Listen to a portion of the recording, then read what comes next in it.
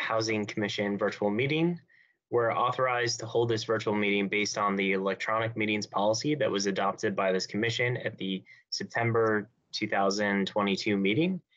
Before we begin, I'd like to cover a few specifics to orient everyone to our virtual environment. Today's meeting is available to stream from the county website. Audio of today's meeting is available via phone. If commissioners, presenters, or speakers lose internet connectivity during today's meeting, please reconnect with us by phone. For those joining through Microsoft Teams, please keep your phones and devices muted until you are called upon.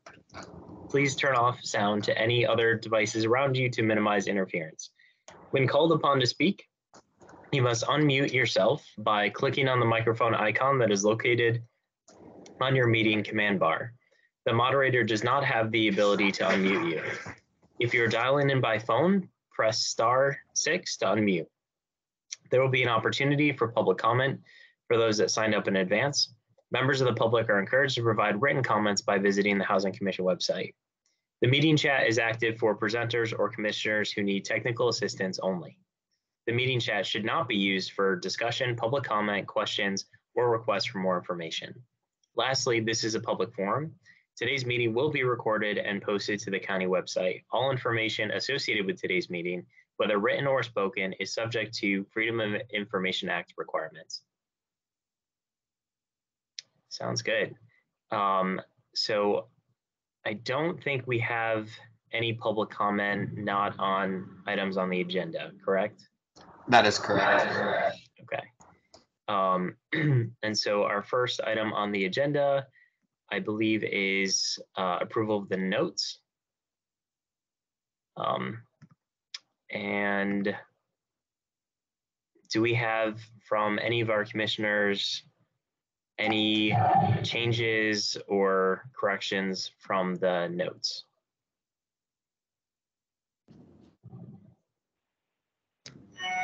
This is Laura. I'm sorry, can you repeat that, Laura? I didn't hear what you said. Oh, sure. Just said there were no edits or changes that I noticed when I read it. Okay. I did not have anything specific. There are some things that I thought about. I'm happy to make some notes. Okay. So we have a motion to approve the notes. Do we have a second? I can second it, Karen. Thank you, Karen. And any objection to approving the notes? Hearing none, the notes are approved. Thank you very much. Our first item on the agenda then after notes is Barcroft. Hi, so if it's okay with the chair, I can start this off. This is for the Barcroft Apartments initial renovation project use permit, and I have a short presentation, if you could bear with me while I put that on the screen. Great, thank you, Melissa. One moment. All right, hopefully everyone can see that. So thank you. I'm Melissa Danowski, the County Project Coordinator for Barcroft, and I'll be providing a brief refresher on the background of the acquisition and some other general updates before turning it over to the Jerry Lynch team for their presentation. And also with us to help answer questions after the presentations is Olivia Sontag, who's leading the use permit aspect of this project. So as you may recall, back in December 2021, Jerry Lynch purchased Barcroft Apartments with the assistance of a $150 million loan from the county and $160 million loan from Amazon. Units were restricted up to 60% AMI for 99 years, the longest affordability term in the county's portfolio to date. Since the time of acquisition, the Jerry Lynch team had worked on their master financing and development plan, which was submitted to the county on October 29, 2022. The Master Financing and Development Plan, or MFDP for short, is a high-level overview of some of their proposed planning, land use, and affordability concepts. So county staff is now in the process of reviewing the MFDP and long-term planning concepts that will go through a public engagement process and ultimately county board consideration, which is anticipated for late 2023 or early 2024. So as county staff and the Jolly Lynch team continue to work on long-term planning for the site, Jolly Lynch has agreed to move forward with advancing an initial renovation project of 93 homes at Barcroft Apartments. And for the initial renovation project, Jolly Lynch is proposing buildings that are part of the existing Neighborhoods Form-Based Code conservation area and are not envisioned by either the county or Jolly Lynch for redevelopment, regardless of the ultimate plans for the property. And I also want to take a moment to discuss affordability. The units are conditioned to average up to 60% of area median income to leave flexibility as we continue to explore affordability levels for this site. In addition, county staff and Jolly Lynch are exploring ways to provide deeper affordability at Barcroft, including units restricted at various income levels below 60% of AMI, and continuing to encourage housing grant and housing choice voucher referrals for eligible residents. And we're targeting a September Housing Commission meeting to further discuss details and recommendations related to deepening affordability at this site. However, we wanted to bring forth the use permit aspects, including, as you'll learn in Jolly Lynch's presentation, proposed bump outs for family-sized units at this meeting as they seek the use permit approval. In terms of resident notification and the tenant on-site relocation process, Jolly Lynch remains committed to a resident-first approach. All details about the relocation plan and the renovation's impact on existing residents will be communicated to residents early, often, and in a variety of ways. An in-person resident meeting was held on April 24th to inform the impacted residents and answer questions, and translation was provided. And per the county's relocation guidelines, the Jolly Lynch team will be required to complete a tenant relocation plan before any planned renovation work. Residents may need to be temporarily accommodated on the property while the work to renovate and upgrade their home is completed. And on-site relocation services will be provided by Jolly Lynch at no cost to the residents. In all cases, the Gates Hudson property management team and the Jolly Lynch team will ensure information is shared with residents to give them time to fully prepare for any disruption, including a 120-day notice. And they will also provide one-on-one attention to address specific resident requests and concerns. The use permit process has also been considered at the Historical Affairs and Landmark Review Board, or HALRB, and Design Review Committee meetings, and also the Form-Based Code Advisory Working Group meetings. The HALRB and the Form-Based Code Advisory Working Group were supportive of the use permit, and it also received unanimous approval at the Planning Commission meeting. County staff recommends approval of the use permit in accordance with the Columbia Pike Neighborhoods Form-Based Code for preservation, renovations, and additions to the Barcroft apartment buildings, numbers 22 through 26, with modifications pursuant to the Columbia Pike Neighborhood Form-Based Code for setback and parking requirements associated with the existing buildings to remain and subject to the conditions of the staff report. And with that, I'll turn it over to the Jolly Lynch team to go over their presentation.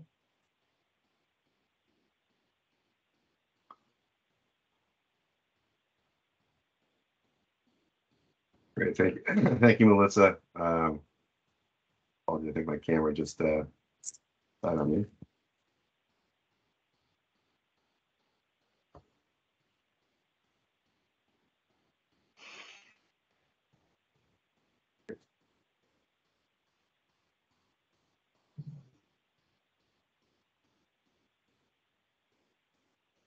All right, apologies again for the technical delay here. I'll be up and running up to a minute.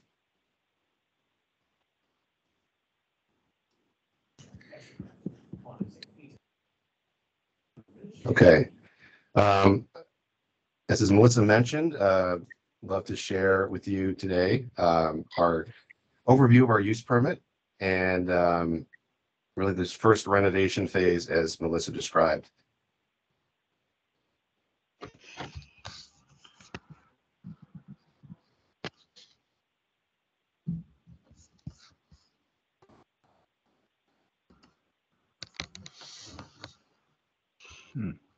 All right, apologies, but here we go. All right.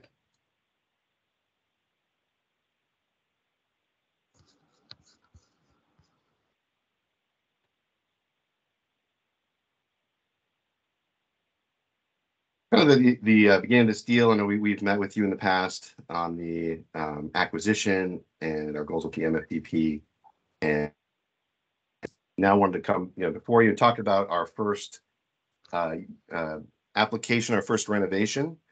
As Melissa, as we are working with staff on the broader MFDP review, we all agreed that we wanted to start delivering on our promises to our residents and start our first renovation project that is, as Melissa mentioned, in an area that is not envisioned for any future redevelopment in our long-term planning. Here's again some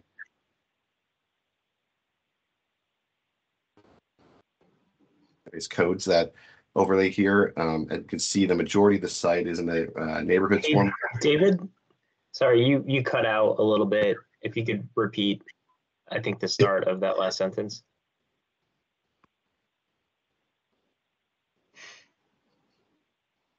Few of the form-based codes, majority in the neighborhood form-based code, but also a piece in the commercial, as you can see over here. And just a little again background on Barcroft very quickly. 59 garden style.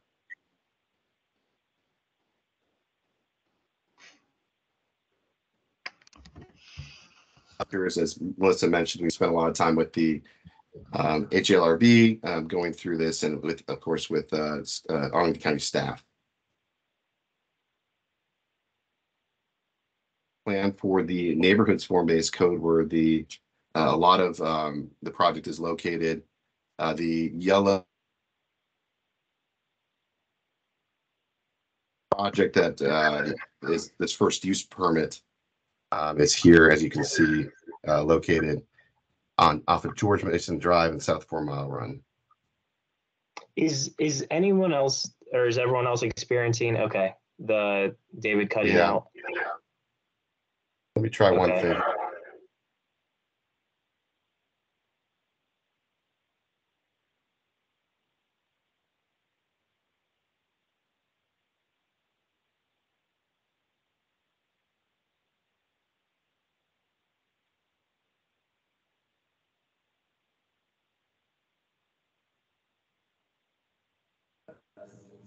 Can everyone hear this me? is Laura. I can't hear now. Yes. Okay, am I back? Again, apologies. Can everyone hear me now? I think so.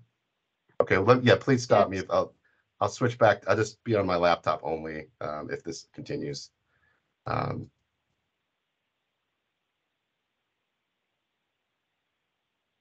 so again, we within the neighborhoods form-based code governs this area of this use permit renovation. And as you guys are maybe familiar with, again, just jumping into what we are proposing, an overview.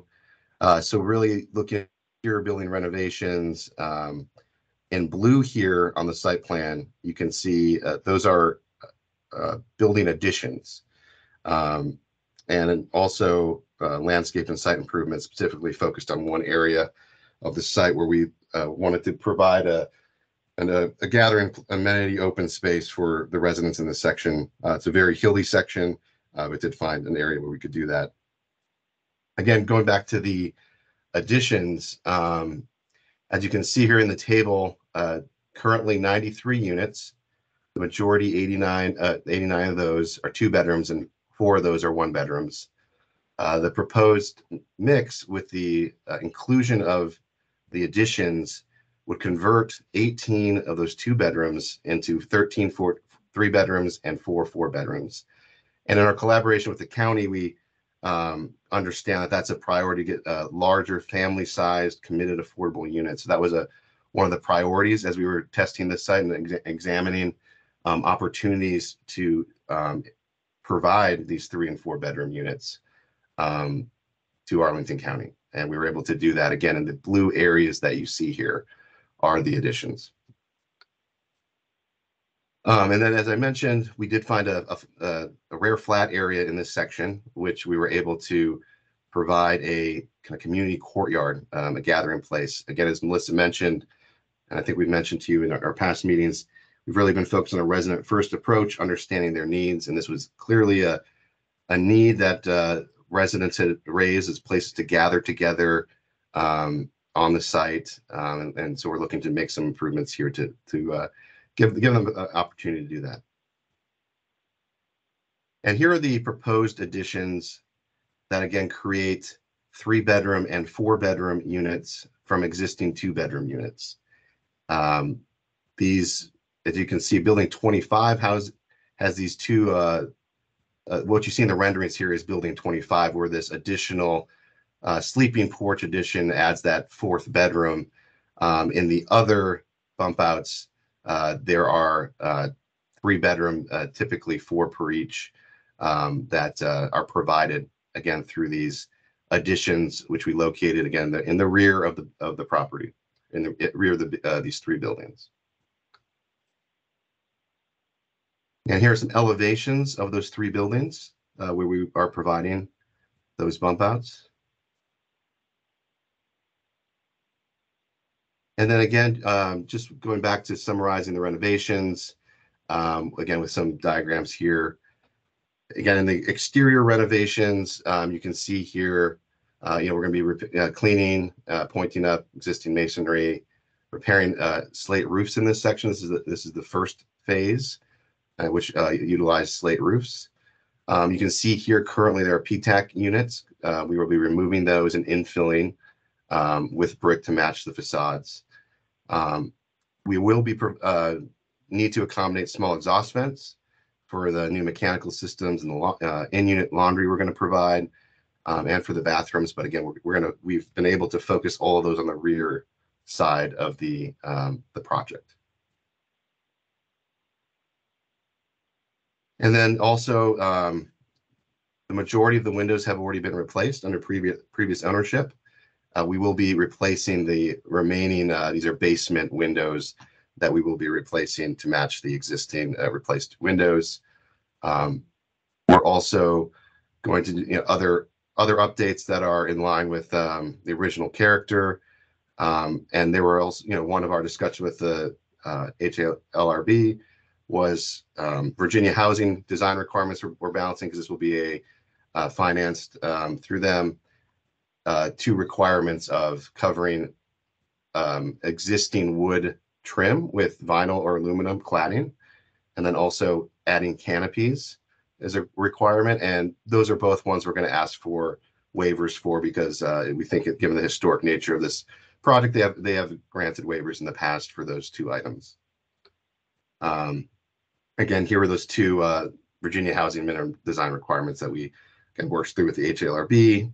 We have proposals for canopies in case the waiver is not successful, but again, we will be pursuing those. And I think that is something that's appropriate for this project. And again, here's kind of the overview of again, we're, as Melissa mentioned, looking to go to the board in a week to approve our 4.1.2 use permit, again, to allow the building renovations, the additions, and the landscaped renovations. And I won't attempt to get into some of the legal here, but you can kind of see there are some modifications that we're requesting, but happy to dig into those if we want to. But that's an overview. And again, as Melissa said, we just wanted to give you that update, and then more importantly, just be available to take questions.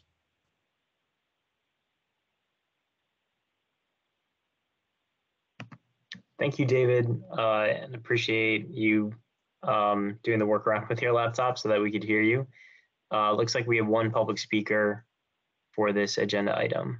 Go ahead, Mary. Well, thanks, Kellen.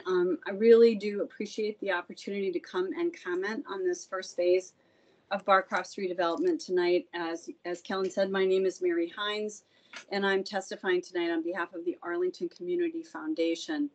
As many of you know, the Arlington Community Foundation has had an affordable housing team since 2019, and we are particularly focused on the needs of Arlingtonians who live on 30% AMI or less, which is about $46,000 for a family of 4 in this year. And we believe that for the foreseeable future, every affordable housing deal should aim to provide 10% of its units as 30% caps. And that's what I'm going to speak a little bit more about.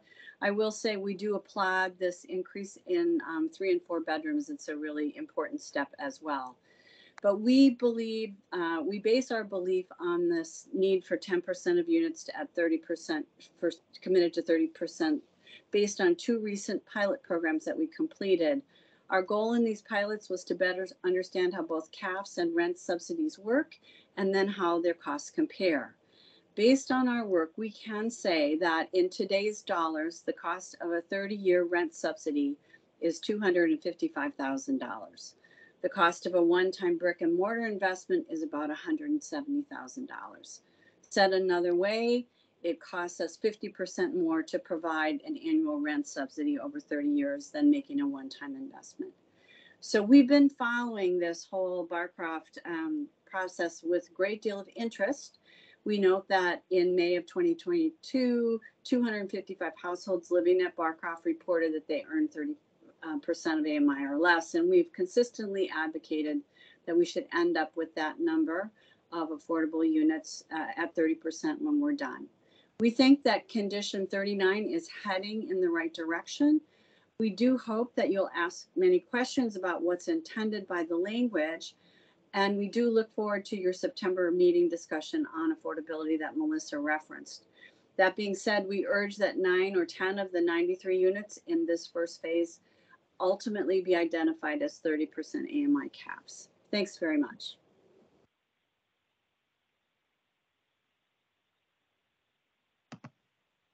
Thank you, Mary. Appreciate your public comment.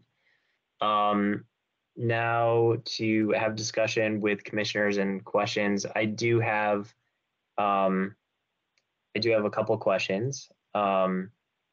First, oh, David, your video is working. Great. I got it to work well.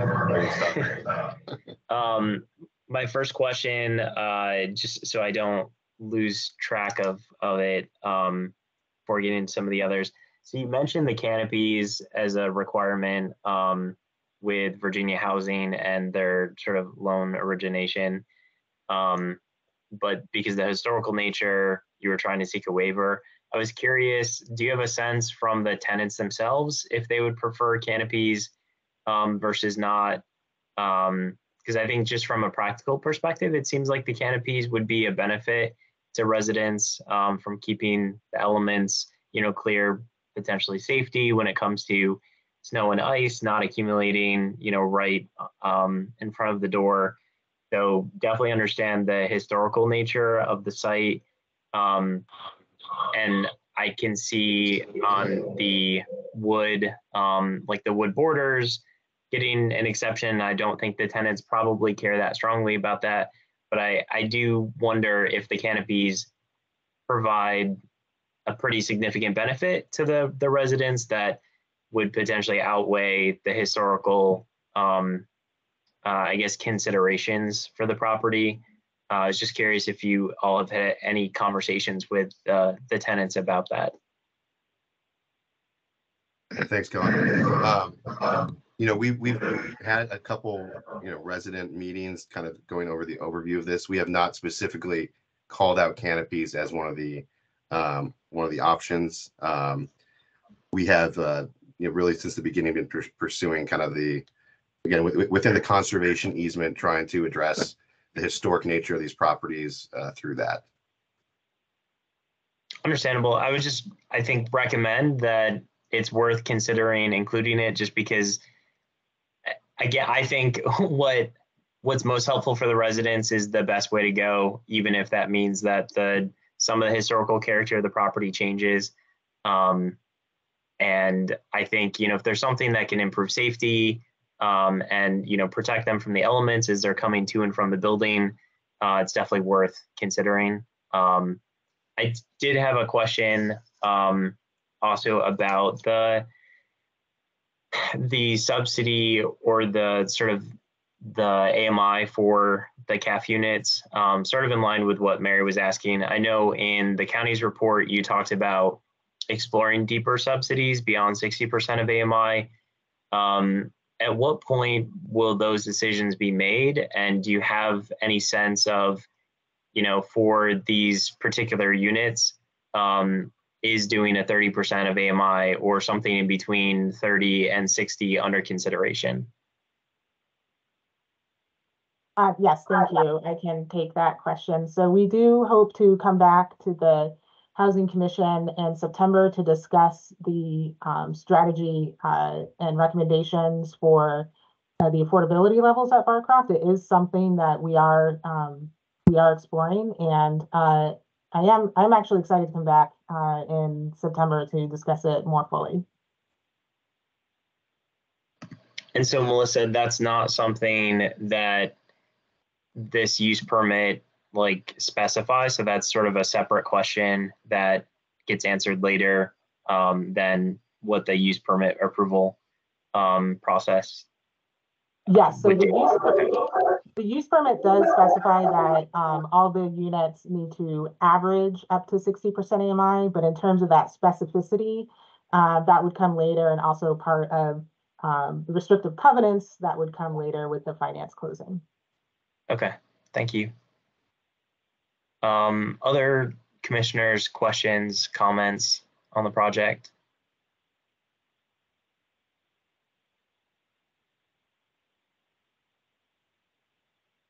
Hi, Colin, I have a question. Yep, sorry, I'm not sure who's speaking. Oh, this is Elizabeth. Oh, okay, go ahead, Elizabeth.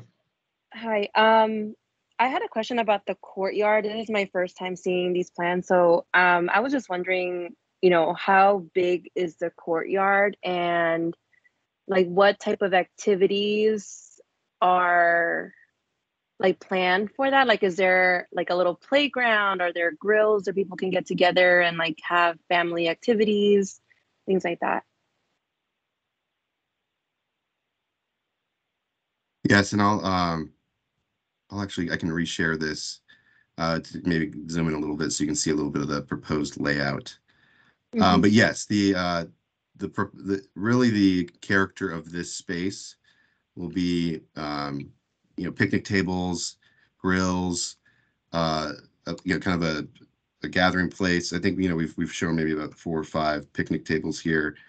Again, I think this is something where this is the first phase. Obviously at Barcroft, there's a lot of opportunities especially in the flatter areas, to do more things. And that is part of our broader study, is looking at, adding playgrounds throughout, adding these picnic areas. So here again, you can see a proposed layout of, a couple picnic areas, some grills, tables. But our goal is that throughout the site, we're going to have, kind of these smaller areas that residents can gather. Awesome. And then for, you went over that plan to match the brick to the AC, where the AC units are located. Yes. Yeah. In this one, how will AC and heat be provided in these units? Every unit will get their own heat pump system, so they each will have an individually controlled unit for their unit. And then for parking, I believe I briefly saw that there was going to be a specific area for parking, but I couldn't see the amount of spaces or how that's going to be laid out. Yeah, so the parking, this doesn't maybe a little bit better close up. So with this use permit, we are the existing parking will stay. So we're not adding or taking away any parking, but what's out there today is what's the parking.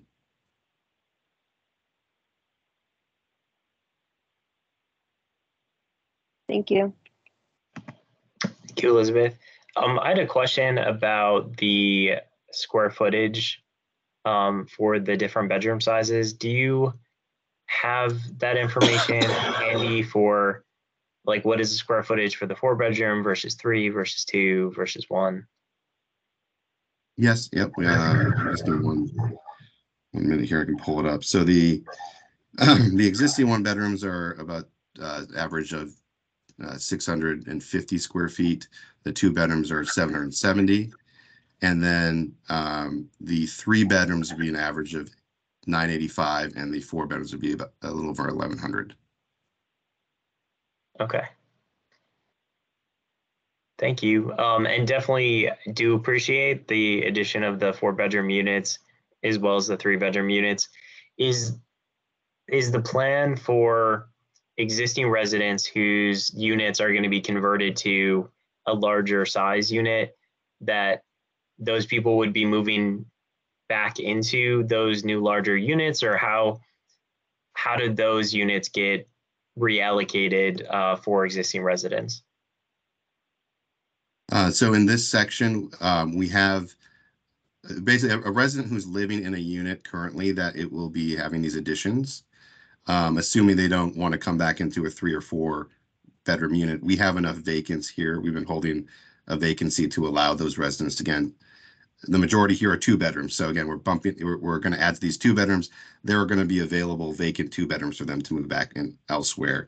And then these would be available for, we do have some existing 3 bedrooms on the site that we would offer these residents to move into in a phasing plan. And then, there'll be some new 4 bedrooms for any, residents who want to, need that space and want to move up. Again, they weren't available before, or then obviously open to anyone in the county. Okay, so this isn't necessarily then that, or it sounds like it wouldn't be that if one of these units is currently occupied by a household, that they're going to be temporarily relocated and then move back at the end of renovations. They would be relocated. They can potentially choose once renovations are done to, I guess, apply to move back to their old unit that's now newly renovated, but that's not sort of a guarantee. Yeah, and this will be, we'll be working on the tenant relocation plan, outlining all these details. But generally, the concept is, anyone, everyone will be able to move back to this section. And as you identified, the units that are changing, they will just need to move back into a different 2-bedroom in this section. Okay. Can you talk a little bit more about sort of the tree canopy for the space and around the renovations and how that's impacted by this particular project? Yeah, sure. And I'm trying to, I should have had this handy. But yes, we do have a tree preservation plan overall. You can see my cursor here. This area here is kind of identified in the form-based code as a preserve. So there's a lot of canopy here that we're preserving. We've done as much as possible to limit impact to existing trees here throughout the buildings, and anything that we are removing, we will be replacing per the required ratios on site and actually adding more trees than we would be required to do. Okay, great. Thank you. Any other questions or comments from commissioners?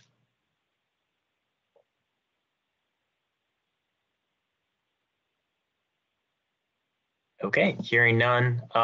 Thank you very much for this presentation. Again, really appreciate the fact that you're working with the county to add additional bedroom sizes, as part of this renovation, and definitely looking forward to the discussion in September about some deeper affordability provisions for the site and what that could look like, because I know that's something that is desperately needed within Arlington County and our CAF portfolio. Thank you.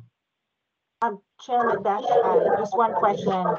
This was listed as an action item. I'm not sure if the Housing Commission wants to take a motion on the use permit recommendation, which was the staff recommendation is to approve the subject use permit. Leave that up to you. Yep, that is. Thank you for that reminder. Do I have a motion to approve or to recommend approval of the use permit request? I make a motion. This is Karen Surface. Thank you, Karen. Do I have a second? I'll second. This is Haley. Thanks, Haley. Let's do roll call. let's start with Commissioner Blake, Yes. Commissioner Brown. He's absent tonight. Thank you. Commissioner Escobar, Yes. Commissioner Edwards, Yes. Commissioner Heminger. I think absent. I vote yes. Commissioner McGilvray, Yes. Commissioner Montgomery, Yes. Commissioner Norris, Yes. Commissioner Rubalcava, Yes. Commissioner Surface, Yes. and Commissioner Wegner. Yes. And that passes. I should also take a moment to introduce our newest commissioner, Katie Wegner. Was just appointed by the county board, I think last month, to join our commission. So welcome, Katie. Glad to have you. Should have mentioned you at the beginning of the meeting, but yeah, happy to have you on board. Thank you. Great. Okay. I think moving on to the next agenda item, we have an information report about the home ownership study.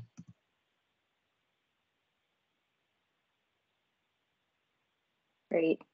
Thanks, Kellen. And I think Karen was going to kick off the conversation since she is the leader of our homeownership subcommittee. Yes, thank you so much. So I just want to remind a couple of you, and also some of you that are new to the commission, just quickly what the purpose of the homeownership study is. Again, it's to provide input to the Housing Commission and staff on the direction of the county's homeownership program. Our end goal is to better meet the vision and goals of the community, to create some better outcomes for the people of color and other underserved populations, and also to increase available resources for homeowners.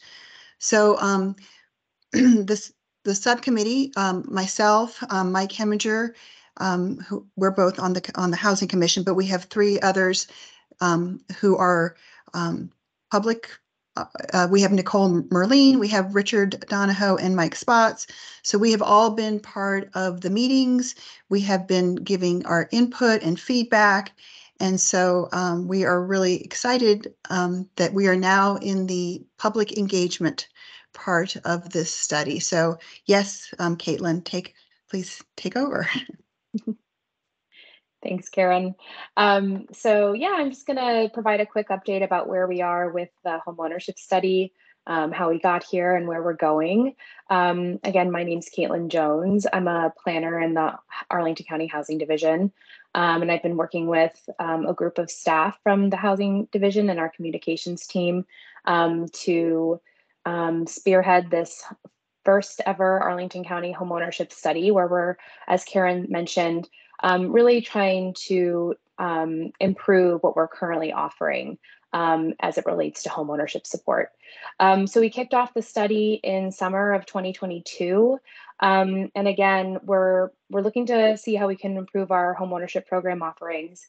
But the ultimate goal of the study is to develop recommendations that either recommend improvements to what we're currently doing or distinguishes new program ideas to better meet the vision and goals of the community, and creates better homeownership outcomes for people of color and underserved populations, as well as increases available resources for existing homeowners.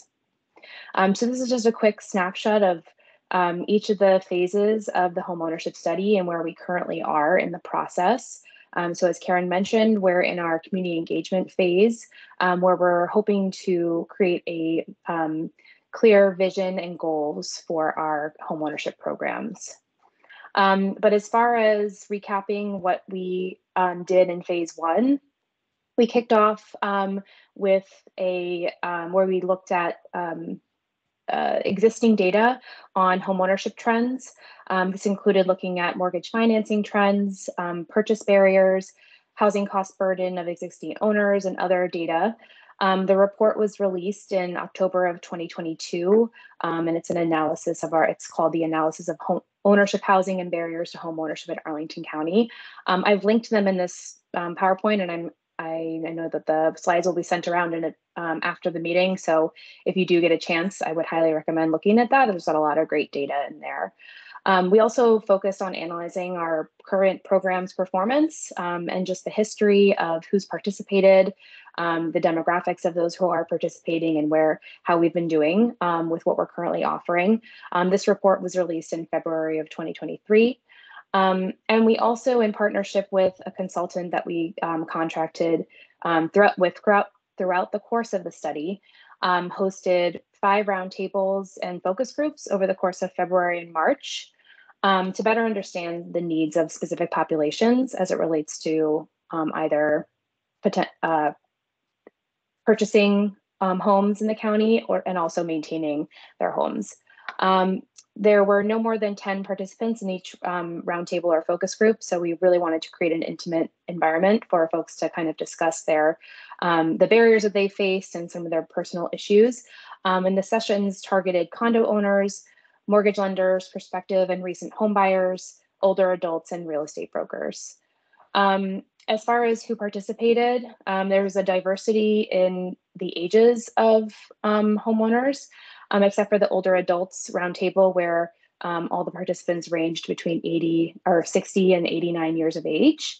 There was a diversity in gender. Most of the roundtables had both female and male participants.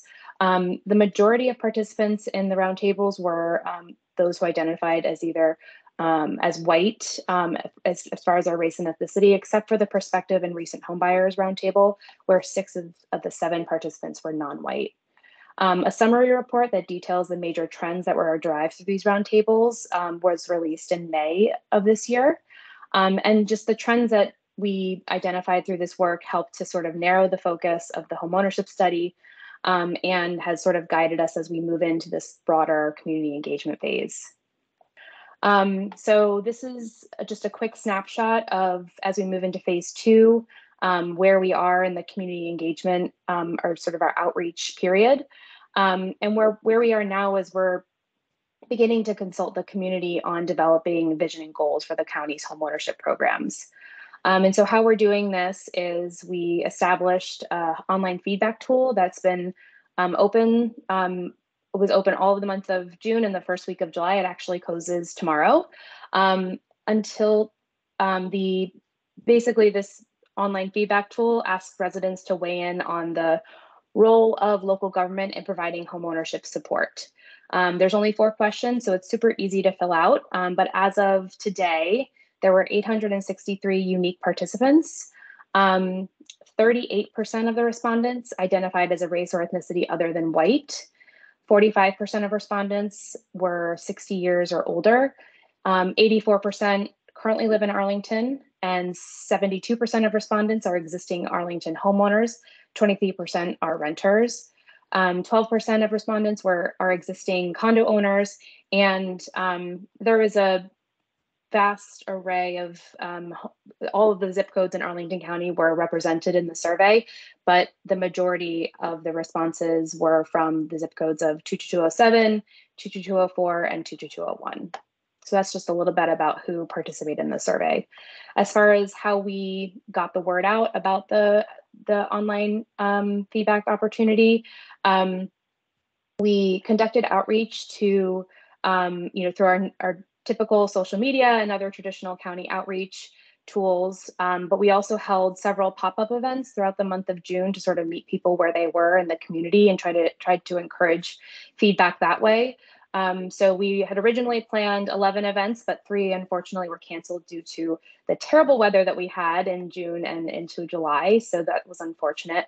But through these pop-up events that we were able to hold, we had over 150 unique participants at those locations. And it ranged from, we went to some festivals, we visited some areas with high foot traffic at certain times of the day.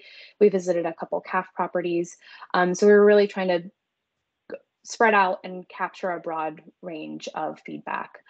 We also relied heavily on direct outreach to our partners and stakeholders, and also homeownership subcommittee members to increase participation.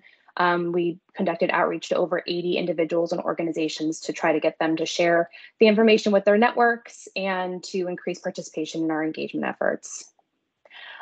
So because the survey closes, or the feedback form closes tomorrow, we don't have all the data quite yet, but our plan is for, we have a homeownership subcommittee work session scheduled for next Tuesday, July 11th. And we're planning to share the results of that feedback opportunity at this meeting. And the purpose of this meeting is to use the feedback derived from this online form to begin establishing a vision statement and goals with support from the subcommittee, homeownership subcommittee members. So that, again, that meeting is taking place next Tuesday at the Lubber Run Community Center. And we're hoping that we'll have some good participation from our subcommittee members, and that we'll be able to start really focusing in on creating a vision statement and goals for the homeownership programs.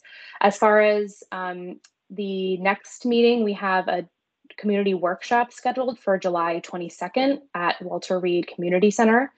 And this is going to be an in-person collaborative workshop and it's we're inviting a broad range of community members, and anyone who's interested in is able to attend. And the purpose of this meeting is to validate the homeownership vision and goals that were established through these earlier engagement opportunities, and to then strategize on objectives for accomplishing these vision and goals. And so as we move forward out of the community engagement phase into phase 3, we're going to be focusing on creating our program recommendations as we get into August and September. And the purpose, the recommendations that we are looking at, and we're working in collaboration with our consultant HRNA to start think through these recommendations, but we wanted them to take into consideration the following things. So we want to make sure that we're looking at how the program's recommendations can be targeted to certain underrepresented groups, what the return on investment and financial feasibility of the proposed program modifications and new programs could be, what are the resources needed to implement the proposed program modifications and new programs, are there any funding opportunities that are available to support the recommendations, and how do we prioritize what we're recommending? And then we're hoping to supplement these recommendations with case studies to provide examples for how the recommendations can be implemented moving forward. So moving into the fall of this year, once the draft program recommendations are available, county staff is planning to further engage community stakeholders and partners to ensure that there's awareness of where we are with the study, as well as engagement outcomes and the intended program recommendations. So we're going to be coming back to the Housing Commission later into the fall, and of course we'll be working with the homeownership subcommittee to refine the recommendations, but we'll also want to reach out to the Commission on Aging, Disability Advisory Committee, NAACP Arlington branch, their housing committee, and then any other groups that have expressed an interest in the process up until this point. So as far as how you can stay involved in the process, make sure that you provide feedback through on what the role of local government in providing homeownership support should be through our online feedback tool. Again, it closes tomorrow. So if you haven't already, feel free to do that. You're also more than welcome to attend either of the upcoming community meetings that we have. First is on July 11th. Like I said, next Tuesday, the homeownership subcommittee work session at Lubber Run Community Center. And then on July 22nd, the community workshop at Walter Reed. We encourage you to stay engaged throughout the process, and just please share information with your networks. If you know of somebody, your friend, your neighbor, your work colleagues that would be interested in this, please make sure that they are aware and that they are engaged in the process as we move forward. So I think that's it. And I will turn it over if there are any questions. Thank you, Caitlin. Appreciate the presentation and the work of the subcommittee as well as county staff. I think I may have brought this up in probably one of the subcommittee meetings before, but has staff been able to talk to DC about the Black Homeownership Fund that they're working to start? And I know DC has a lot of like pretty robust homeownership programs in place. Are we looking at sort of those programs as potential models that Arlington can replicate, depending on what we have the authority or the ability to do in Virginia? Just curious if you could provide a little bit more information and context on how much we've explored what DC has in place. Yeah, Yeah, sure. so- I can. Oh, go ahead, Go ahead, Akira. So We're good probably eve- going to good say the same evening. thing, so go for it. Yeah, I'm Akira Brown, also with the Housing Division, working with Caitlin on this project. So we have had brief conversations with our colleagues in DC. We would certainly like to have longer conversations, but at this point, it's just been a lot of touch and go in terms of our schedules. But what we do know through those brief conversations is that there is a lot of private fund associated with the programs that directly assist Black households to purchase, or at least anticipated for this initiative that Mayor Bowser has put into place. So we know that that's a really, really major aspect to what they are hoping to offer. But I think also we are looking at a lot of what their programs are able to do, in particular, the tiered approach. I know they have a tiered approach where there's more assistance provided to households of lower income and assistance, albeit a bit less for households that have higher incomes. So I think things like that would certainly be a part of what we're looking at in the future for our programs. But again, there are no specific programs that we are ready to put in place beyond ensuring that we have those conversations and getting that feedback from the consultant. Thank you, Kyria. Have we also looked at like public-private partnerships and potential organizations either in Arlington or the metro region as options, whether it's grant funding or other sources beyond just like taxpayer dollars? And because I know there's more flexibility when it comes to private dollars and what they can be used for, especially when it comes to programs specifically for like residents of color. Is that something that we've sort of gone down that path to see, like if Arlington was going to try to do this, here's who potential partners would be, and we've had conversations? I think, and Caitlin, you can jump in, but I think one of the things that we know that we are, as a government entity, possibly not going to be able to do all of the recommendations ourselves in terms of implementation. And so there will be opportunities for us to reach out and try to figure out how can we make those things happen through other resources. But I think that will come a little further down the line once we determine what those recommendations will be. And then we can look a little further at financing those recommendations or implementing them. Yeah, I think that's important to emphasize that, through this process, we're really going to be looking for a menu of options that we can present as ways to improve what we're currently doing. There's going to be some implementation work that will be required after the recommendations are made to really hone in on how we can actually improve what we're doing or create new programs.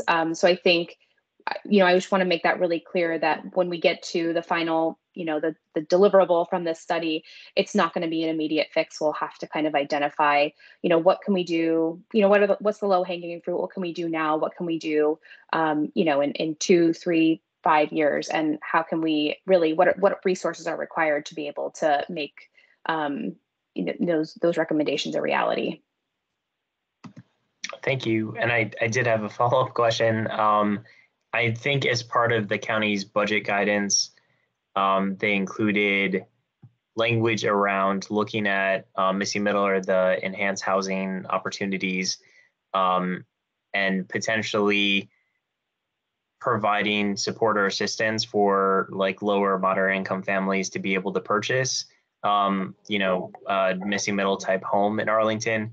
I know that came like just a few months ago, and this study started before that, but is that something that is part of this study, or is that a completely separate effort at this time? Hi, Kellen. I'll answer that. I'm Richard Tucker. I'm the Housing Arlington coordinator, also working on this study. Separate from the homeownership study will be a pilot affordable missing middle program that we will look to kick off in the beginning of next year. So we anticipate as this comes to a close at the end of the year, we'll be able to provide more information about that. That was the request from the board, I believe, at the March or May meeting that they're running together for me now. But a couple of months ago, the board requested that we come back to them and outline how such a program might get started. So we'll do that by the end of the year.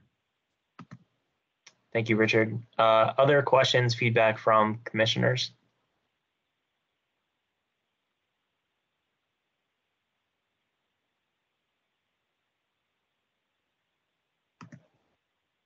Katie? Yes, I have a question. So I know it sounds like you had a pretty thorough process for trying to get feedback from the community. I was just wondering, in that process, especially with the survey, were you able to reach out to organizations of underrepresented populations to make sure that they were being heard in the survey? Yeah, so even before we released the survey, we created an outreach plan that tried to do just that, is sort of making sure that we're reaching out to organizations that are supporting individuals that are either looking to get into the homeownership space or in the homeownership space currently and are maybe struggling to maintain their homeownership, or even just underrepresented populations in general in the homeownership market. So we and that was definitely part of our outreach plan. It was a list of about 80 organizations that are active in Arlington specifically. Thank you. Thank you, Katie. Any other questions or feedback from members of the commission? Okay. Well, I want to thank the staff again, as well as Karen and the rest of the subcommittee for their hard work on this. This is incredibly important and something that I feel very strongly about. I think Arlington's existing programs are great, but they help very few people, and the need is thousands of people. And so we right now are not even coming close to meeting that. So I think taking a look at what tools can we offer to both give people a pathway to homeownership as well as keep people who already have homes secure in their homes is incredibly important, and I really look forward to seeing what comes out of this. So thank you all again for that. Thank you. Thank you. Have a good night. Thank you. So next we have an information presentation about the housing choice voucher waitlist being opened, a rare occurrence in Arlington and pretty much everywhere else in the country.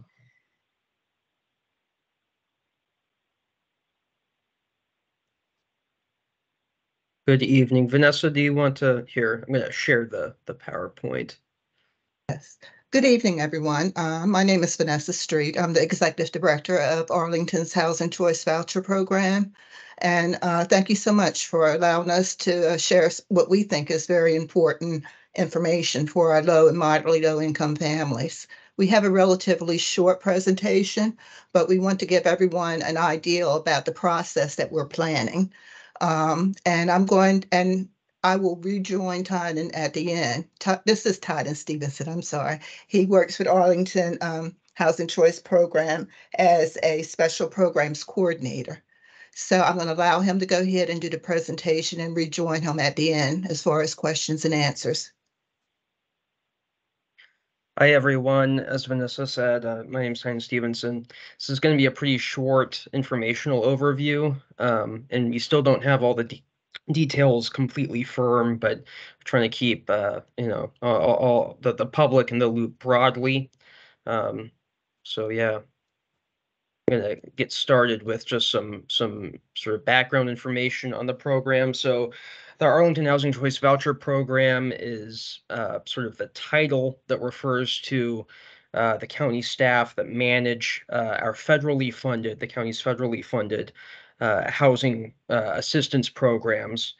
It's a spread of programs funded by HUD at the federal level. So we're the local component that manages and administers those programs. We're a component of the Housing Assistance Bureau within DHS, Department of Human Services. The core program that we administer is the Housing Choice Voucher Program. It's sort of the blanket program, and that's what we're talking about this evening. It's formerly known as Section 8, and it's the largest housing subsidy program in the nation. It's present in pretty much every jurisdiction or locality across the nation. We're not talking about our special purpose voucher programs, and those include, say, mainstream VASH, which might serve specific populations like veterans or the disabled.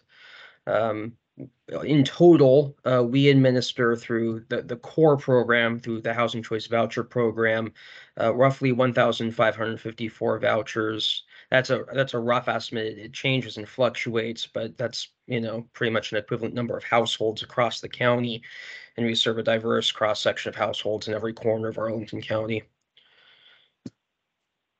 So this is background on the wait list. So the way voucher programs function is there's way more demand than there is supply. Housing assistance at the federal level is not an entitlement. Entitlement would be, say, food stamps. Basically, everyone who qualifies for food stamps gets food stamps. That housing subsidy doesn't really work like that. Instead, our programs maintain wait lists of eligible households. And then as new vouchers become available, the existing folks, the households on the existing wait list are moved up and provided their voucher, which represents that recurring assistance, that housing subsidy. So it's required by HUD. There's no way around it. We have to maintain a wait list. It's how the program is structured at the federal level. So currently, we open the wait list intermittently when we start to exhaust it, usually once every decade or two, very intermittently, and a one wait list opening will be enough to supply the program with eligible households for years to come. We've so as you can see on the slide, the last time the standard HCV program waitlist was opened was in 2012. Since that time, we've nearly depleted our program waitlist, which means that all the folks who got on that waitlist at the time that basically have either been served or were deemed to no longer qualify for assistance by the time they arrived at the top and were eligible through death or growth of income, etc. Thus, it's time to replenish it. If we don't, we will be out of compliance federally, and we won't have new households to provide the assistance that were supplied by the federal government. Recently, in 2021, we successfully opened our new mainstream voucher program waitlist for the new mainstream voucher program, which is also a HUD-funded housing subsidy program. It functions very similarly to the standard HCV program, but that's targeted specifically at the disabled. That opening was a very small handful of vouchers. It was a one-day event. Basically, we had staff who provided technical assistance. We had electronic and physical application processes available, and that filled our mainstream wait list. Given the smaller number of vouchers we actually have available for, a long time, this is going to be a more intense process than that one day. It's where we're currently looking at around a week basically of opening the wait list for applications. Another piece, I'll stay here for a second. Another piece of this is the last time in 2012 when we opened the standard HCV wait list, we had a first come, first serve model. And that basically meant that you had to line up and submit an application. And basically the people who got on the wait list were the people who applied the earliest. So it was, if you came too late, if you're out of luck. It was just first come, first serve. We've transitioned to a lottery model this time around, and what that means is basically all the folks who are going to apply within the period of time in which the wait list is open for applications. We're going to take all those applications. We're going to incorporate preferences, and then we're going to conduct a lottery for. We're talking right now around 5,000 folks.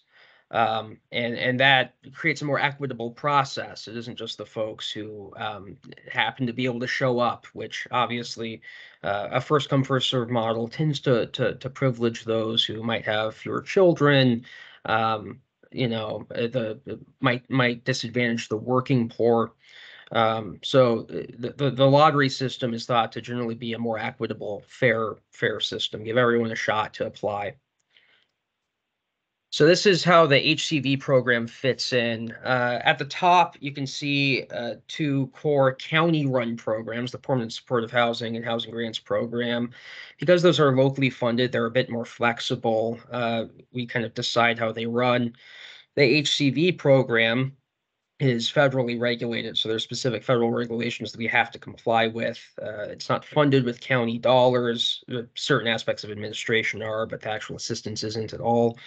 And so you can think of the HCV program as sort of a foundation, and then more specialized forms of assistance are that need is filled in through other programs, more flexible dollars. A core requirement of the HCV program is that you have to have a U.S. citizen in the household. It's because it's federal money, we can't control that. But housing grants and other county-run programs are a lot more flexible and that sort of thing. But I just kind of wanted to give the commission, the public, a sense of where this fits in. We do our best to sort of support it through these other county and special purpose voucher programs.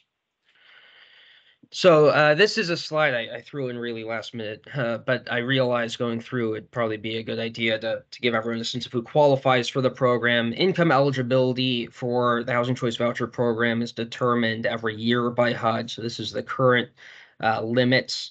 HUD calculates these numbers for localities, so it's custom. 75% of program participants at any given time must be quote unquote extremely low income for the area. The other 25% must be very low income. You can see below what that chart means. Family size of 1 in Arlington County, extremely low income, is $31,650 a year. Up to 6, a family size of 6, that would be $52,450 a year. I think in terms of AMI, the extremely low is 30% and very low is 50%, but I don't remember for sure off the top of my head, but I'm fairly certain that's how that goes. So these are the summary of the HUD requirements that we're required to comply with as we go through this process of opening the wait list. So we must proactively, these are federal requirements, and this is sort of the core of what's guiding our process in this opening. We must proactively notify the public of the opening, ensure the notification contains all relevant information to empower eligible members of the public to apply and inquire. Ensure notification affirmatively furthers fair housing. So that means, basically equitable marketing. Commission meetings like this are part of it, but we're also going to be conducting a very large marketing campaign. that I will go into later. We must conduct affirmative outreach and marketing, ensure an equitable process. We must ensure equitable distribution of marketing, outreach, and TA across geography and communities. That's not targeting, outreach to specific, neighborhoods to try to skew. It's, you have to make it as open as possible. We must structure the waitlist opening and application process in a manner to ensure language, disability, age, and family composition, accessibility, and we must comply with reasonable accommodation requirements. Part of how we are going about trying to make this as accessible as possible is the actual application system is going to be online. So during the opening period, anyone can apply if they have internet access, a device that can access the internet. But we're also going to have in-person paper applications available for folks who really struggle with the application process. They might be high need. They might be on-street homeless. We're going to have in-person TA technical assistance sessions with staff to help walk folks through the actual process. There's also going to be reasonable accommodation available for folks who have specific needs. There's going to be a route to accessing reasonable accommodations in the application process. Preferences. So preferences are a key part of how housing choice voucher programs work.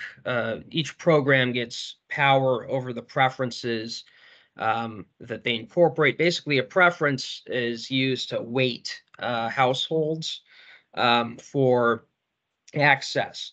So something to remember about this program is it's federal. So anyone can apply from across the entire country, right, who is a U.S. citizen or has a U.S. citizen in their household.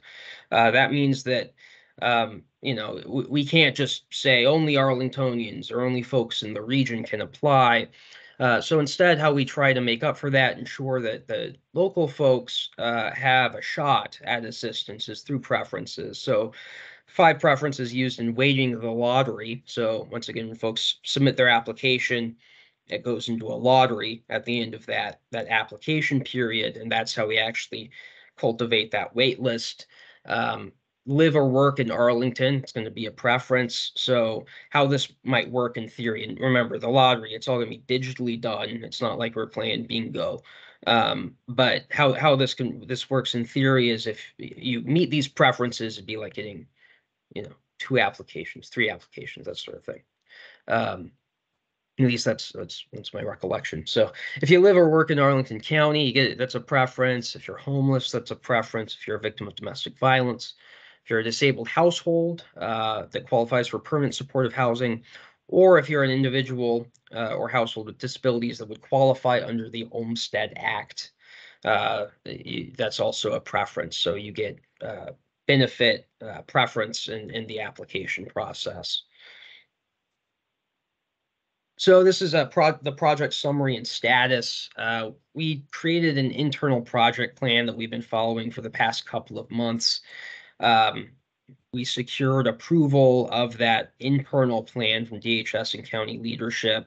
It's a living document. This is an evolving process, but we've had some internal guides as we've started to develop the actual deliverables we're going to need to make this thing happen. We've organized an advisory committee consisting of DHS, Department of Human Services contacts, and we meet monthly. We've been meeting monthly since April. That's to coordinate efforts across DHS. This is really important because we have a lot of programs at DHS with a lot of clients in the community who will qualify for this program, could qualify for this program. And so we want to make sure that we're conducting outreach in an equitable, proactive manner. This is also key in us organizing facilities when this actually happens. We're hoping for early fall to make sure that we have a site for staff provided TA, for example, and as well as routes for accessing reasonable accommodations. So we've created a marketing plan and we've secured contacts at county facilities for flyer distribution. So this is a key piece of marketing. The marketing plan which we've developed in coordination with our advisory committee, seeks to ensure equitable outreach, right? Just like HUD's, requires. So this targets local businesses like Starbucks and laundromats, affordable housing providers, service providers and nonprofits, community facilities, nursing homes and rehabilitation facilities, and specifically the organizations that manage those facilities. So it's a large spreadsheet with contact information that we've tracked down, as well as faith communities. I forgot to put that on. DHS is a massive standing faith organization spreadsheet that we're going by. And basically, this is going to allow us to blast outreach out to the community with flyers for distribution, press release that's going to go out through the county when we're ready to announce final dates, and when we have a website up. That's going to go out to around 1,500 media providers across the region, and we're also going to include that when we're coordinating outreach with nonprofits and service providers. There's going to be information up in the schools through Arlington Public School social work, basically flyers on information boards throughout county facilities, libraries as well, that sort of thing. We've drafted a marketing flyer. We're finalizing it currently in coordination with our advisory committee. We've also created an application tutorial. It's a video that walks folks through and walks service providers through how to actually submit an application through our online portal. And we've also created a large frequently asked questions document that is more intended to be sort of this for the public, walk folks through what the program is, what the wait list is, how the lottery works, that sort of thing. We're currently organizing a lived experience working session. That's going to be with current and former program participants. A goal of that is going to be to have folks fill out an application and try to see what points of difficulty there might be that we might want to develop more guidance around. We're trying to make this as accessible a process as possible. We're currently developing a draft web page and press release. The press release will go out probably in a few weeks, around 3 weeks before the actual opening. And then we'll probably follow it up with the second press release as well, shortly before the opening of the application period. Remember that basically as many people who want to apply and qualify to apply will be able to apply. There's no limit on the number of applications. So it's just about trying to get as many people to apply as possible. We're planning for the opening to occur, like I said, in early fall, probably about a week's time to give people as much of a chance to apply as possible. We'll likely plan it around a weekend. And another big goal of ours is to have a TA provided by county staff at a county facility, hopefully on a weekend day to give folks a chance who work a chance to come in if they work during the week, as well as hopefully a second session. But another big piece of this is we're going to be relying on our continuum of care partners who we've been meeting with and coordinating with, and nonprofit service providers to help their clients in person apply as well. Because we're limited as far as actual county staff capacity goes. So the goal is to retain around 5,000 applicants on the wait list. So once everyone submits their application and we process, all the preferences and everything, basically what comes out of that lottery is we're going to retain around 5,000 applicants on the actual wait list going forward. And that will be what we run on as a program until it's depleted and we circle back around in a decade or so and do this process again, unless the federal government radically changes how this program works.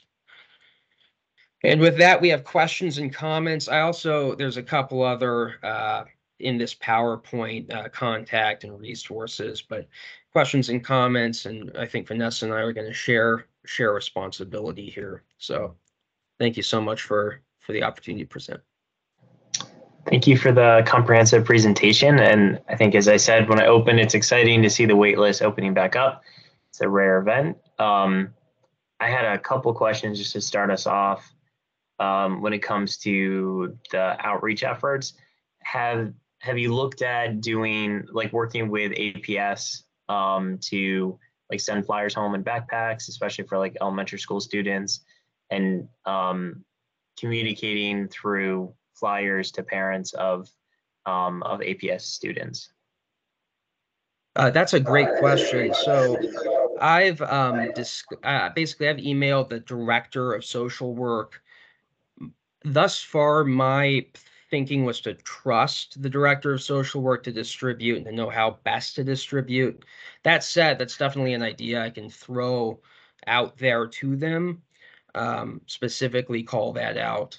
I'm not familiar with how APS sort of runs that sort of community outreach, but I appreciate that comment, and I'll definitely make sure to include that in future outreach. Thank you. And if you could provide any more context around outreach to specific demographic groups, so thinking like people with limited English proficiency, you know, if you're able to target by race or ethnicity, by, you know, going to certain communities and making sure that you're having a presence, or what that looks like, knowing that, you know, different groups within the county have different levels of access to information and ability to, you know, find out about things like this and also to participate. Yeah, definitely. So that's been a key thing that we've looked at when developing our marketing plan. It's trying to be aggressively equitable. So DHS maintains a list of partners that work specifically on immigration. So as I said, you know, you have to have a U.S. citizen in your household, but that doesn't preclude immigrant households. So we've specifically incorporated partner organizations that work with immigrant families. We have a very comprehensive faith community spreadsheet that incorporates every single faith institution in the county with contact information to try to be as broad as possible. And then also NAACP of Arlington is included, as well as specific organizations that work with domestic violence, victims of domestic violence, and basically disabled households, elderly households, and racial minority, ethnic minority communities, and migrant communities throughout the county. So DHS, you know, as an institution, works a ton across the county with high need populations. And so a lot of that work of identifying organizations has existed previously through previous efforts. So I'm incorporating all of that. There's, you know, a challenge is it's a limited amount that we can actually adjust the program. It's mostly about just trying to get the message out as aggressively as possible. Thank you. Elizabeth? Yeah, I'm interested to hear more about how you're going to manage logistically. I know you said that there's, you know, an opportunity to sign up online, and then there's also going to be forms that people can complete, like on a, you know, face-to-face, one-on-one, on top of like the outreach efforts. But how are you going to ensure that, you know, if somebody has access to fill this out online, obviously it's faster, it gets processed faster than if somebody were, you know, waiting for an appointment, have that one-on-one conversation. Like, how are you going to ensure that that process is logistically equitable as well, so that, you know, it's not all the slots are like taken by somebody or people that have access to the internet to, you know, fill these things out online? Yeah, so this was another major focus of ours when we were doing our planning, trying to make it accessible to, for example, on-street homeless. So with the online thing, that's the primary goal. But we're going to have forms that we're going to send out when we train all of the nonprofit and continuum of care service providers. So that, continuum of care, which is run through DHS, manages the shelters, manages on-street homeless outreach organizations, or coordinates the efforts of all of the local nonprofits that serve the most high need on the street folks. And those organizations are going to have physical forms to go out and actually gather applications from their clients. Because those organizations are managed through the continuum of care, it'll be pretty easy for us to gather those at the end and then manually enter those into the system. As far as folks who don't have internet access at home, one major piece of that is we're working with the libraries and the community centers that have computer labs to ensure that that information is included in marketing and outreach. So folks know where they can go to access a computer if it's a matter of having limited access at home.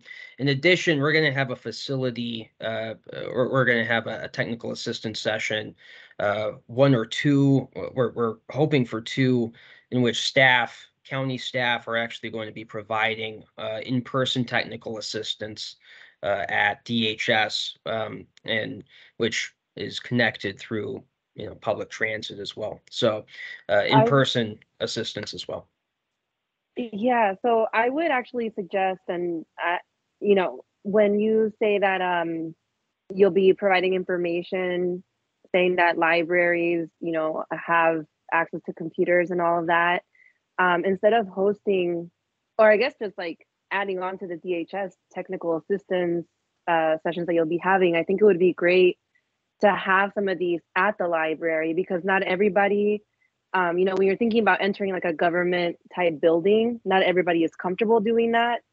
So finding those, even like Arlington Mill Community Center or Walter Reed, things like that, where it's more approachable and people feel a little bit more comfortable to go into those buildings, I think that would help in that outreach effort. Because, yeah, I mean, tell somebody to go to DHS, you just think of, red tape, you think about if people are undocumented, or it's just, I don't know. From experience and my own family background, it's a little hostile of an environment where you don't really feel comfortable walking in there. So I would just, put that out there to find those local community centers and meeting spots where people feel comfortable to, speak about their situations and all of that. Yeah, no, I really appreciate that. It hasn't actually been finalized, so I think we'll really take that into consideration when you're looking at scheduling facilities for in-person technical assistance. I appreciate that feedback. Yes, let me just jump in for a little bit. Yeah. One thing in the broad stream of things is that, we do have some experience with doing online portals from what we did a couple years ago for the mainstream program. And, we have seen not only with our own experience, but with housing authorities across the country, who've been doing these online portals for years now. It's just new to Arlington. That, primarily a very, very large portion of the population in any community has the skill set to take advantage of the online portals. It's a smaller percent that we want to be very conscious of. We are translating, for example, our basic material into 5 different languages. And you had a very good point there. We're going to be working very closely with the community organizations that service the different minority populations to make sure that they are knowledgeable of the process so that they could help the people in the community and preparing for that. One of the basic reasons why we're not sharing a date with you right now is because we want to be very conscientious that we have taken care of all the details the best that we can, so that an extremely large portion of the population won't have accessibility, whether it's language, whether it's knowing how to work with the technology, whether it's disabilities, whatever it is that we have thought through those steps. But we welcome, another reasons we're here today, is that we always can get some new ideas to make sure that we are more thorough. And we appreciate that. Yeah. And we will take, Yeah, and just- Go ahead. Just to add on to that, like, I'm not saying that they wouldn't be, able to navigate that themselves, but I'm thinking, I mean, even again, I'll just put my own experience on there. When I have to mail something back or have to fill out a form, like, I know I postpone it so often. And so just thinking about making it like a group activity where people know that people are getting together to get these things filled out, and there's going to be assistance, like just making that path easier. I'm not saying, again, if you've had these like proven like anecdotes of like it's easy to navigate a portal, that I totally get that, but I'm just saying in terms of making it a little easier for people to have that path where they can find that information. I think that would be worthwhile to explore. Definitely. And implement. Yeah, so we hear your suggestion very clearly. We'll take that into consideration. Is DHS planning to, thank you, Elizabeth, is DHS planning to directly reach out to other people, like people who've already received assistance from DHS or the community of care providers? I think like Arlington Thrive providing emergency rental assistance, like we have a list of all the addresses of people who have received that assistance. Are we sending a letter directly to all those people who say like, hey, you needed emergency rental assistance? We wanted to let you know that we're going to be opening the wait list for the Housing Choice Voucher Program on such and such a date. Because there's, I would imagine, quite a bit of overlap among people that the county has already served through other programs when it comes to eligibility criteria for programs like the Housing Choice Voucher. Is that something that the county's thinking of, just directly reaching out either through phone or just mailing a notice that, hey, this is coming? That might be a capacity issue there, to send direct letters to everyone. What we're doing is we're reaching out to the individuals, the entities that actually are charged with running these programs, to make sure that to make sure they are very knowledgeable, that we train them on knowing exactly how to go through the process, and that they take this information in consideration with their clients in those programs and share the information with their clients. So I don't know that we will have the capacity to do individual letters to everyone, but we're going to have so much in the marketing plans as far as ensuring that, whether it would be on our website or the various marketing materials that tied in with them, that the word gets across. I mean, even now, anyone that's in this group, this is a preliminary details, so that you can, if we miss something during this discussion today, you can reach back to us and we can provide you with the information to share with your clients or the community organizations, or maybe there's one or two or a few places that we have not thought about, that we would reach out to. But that's a thought, though. I'm going to keep that in mind. I just don't know how we would have the capacity to send individual letters to everyone. Just to follow up. Okay, yeah, I was going to say that part of the coordinating sort of advisory committee we've assembled internal to DHS is to make sure that, like, we, the very small CVP staff, are communicating with all the other components of DHS about the process, so that they can do direct outreach with their clients within their program, which we've very much been encouraging them to do. So the hope is all of DHS's clients will be, informed by their specific program staff as well. Appreciate that. I mean, also working with CPHD to see if they can send out letters to CAF residents. I think that's something, to expand the capacity of DHS, that could be something that CPHD could help with. Not to speak on behalf of CPHD staff, but I know that's something that they did during COVID, to reach out to, I think that was actually all renters in the county, about assistance being provided. But I know there's precedent for sending out direct letters and things to people, but at least those that are already in the system who've received help, especially if it's need-based assistance, I think that could be great if that's something Arlington could do. My other question is, for those who are unsuccessful in the lottery, which is going to be a lot of people, I think the estimates are we have at least 10,000 households that make 30% of AMI or less, and there's only going to be 5,000 slots available. So there's going to be a lot of people who are unsuccessful in the lottery. Are we either automatically assessing eligibility for things like housing grants, just saying like, hey, you weren't successful for the housing choice voucher, but you do meet the criteria because we collect, I would imagine, all the same information as housing choice vouchers for housing grants. And if you would like, we can give you a housing grant. It's not as as good as a housing choice voucher, but it's better than nothing. And if, in addition to that, are we also sort of going to be giving them, here's other programs that you could be eligible for, or things that could help you, you know, even though you weren't chosen for this, unfortunately? Yes, we did actually think through that detail. Once we select, and it may not be 5,000, maybe slightly less than that, but it's going to be around that number.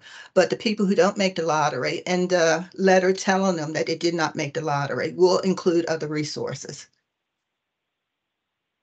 Sounds good. Yeah, and if there's any way, like I said, to like let them know, hey, we've already determined you're eligible for the following programs. You don't have to reapply.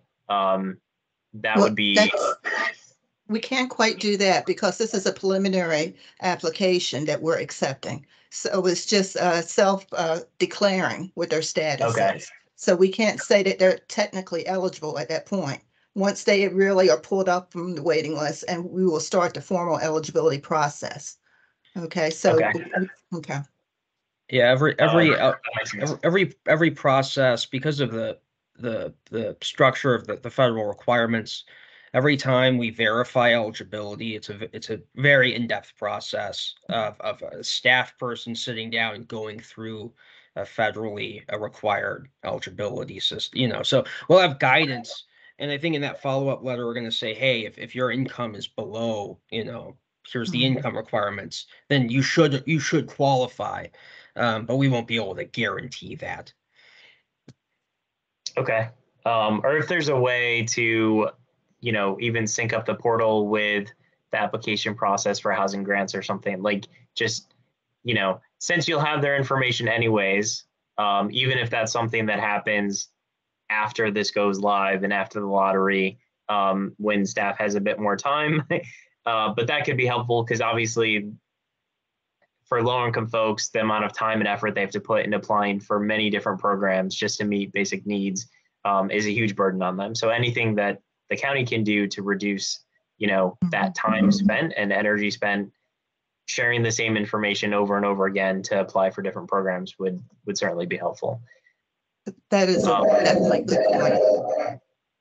Any other questions or feedback from commissioners? Yes, I have a question. Will you be sending us, the commission, just the information once it's ready so that we can do outreach of our own? Yes, certainly. We will. Thank you. Any other questions or feedback? Okay, great. Well, this was just an information item, and definitely appreciate you both for being here and talking to us about the extensive planning that's already gone into preparing for the waitlist to open back up for the housing voucher program. So thank you. Okay, thank you. Thank you. Great. So next, and I think last on our agenda, well, next on our agenda is legislative priorities. So for this, Alex, are you able to bring up a copy of the document that I had sent out? Okay, great. And just a note, I don't know if we send out a message to everyone, but the county board did approve our new charter. They made some additional changes beyond what we had changed and recommended to them. But it is official. Our name is officially the Housing Commission now instead of the Citizens Advisory Commission on Housing. So it's a little bit easier for everyone to say and remember. And consistent with what we actually call ourselves, which is great, among other changes to our charter. But I believe it's posted on our website.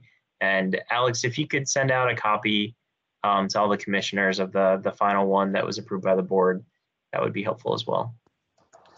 Yep, I can do that. And it's also on the quick links section of the Housing Commission page on the right-hand side there. Great. Thank you, Alex. So for these legislative priorities, the commissions and boards, advisory boards are invited by the county board to recommend priorities for inclusion in the legislative agenda that the county basically advocates and lobbies for the next General Assembly session. And as I put in the email to the commissioners yesterday, items 3 through, I think it's 3 through 7, maybe 5 of them. Yeah, 3 through 7 are actually, they've already been approved by the commission as part of the Serrano report, but that happened last fall. We usually do legislative priorities in the summer, so we did not officially present those as legislative priorities for consideration by the board for last General Assembly session. So I wanted to bring those back before the commission to see if folks wanted to officially put those forward as things that we think the board should actively lobby or advocate for with our legislators for the next Virginia General Assembly session. And then the top 2 ones, 1 and 2, were things that, based on conversations that we've had over the last few months, and just thinking about some of the needs brought to us by renters and other members of the community, that were worth at least discussing with you all to see what makes the most sense to put forward as recommendations to the board. So I can go through them if people would like. I'm not sure, since this just went out yesterday, if people have had a chance to read through it. And I would add to that, happy if we do move forward with all or just some of these, we can take a bit more time to work out the details as we do the writing for this. This isn't something that has to go to the board like next week. It's not for consideration for like July, but it would be good to get them sooner rather than later, because they're going to start coming up with their own legislative priorities in the fall, and we don't meet in August. So with that said, I guess I'll just quickly kind of run through. The first one, expand localities, and sorry, that should have been possessive. Negotiation authority with developers for site plan conditions to include habitability conditions and bedroom size for market rate units.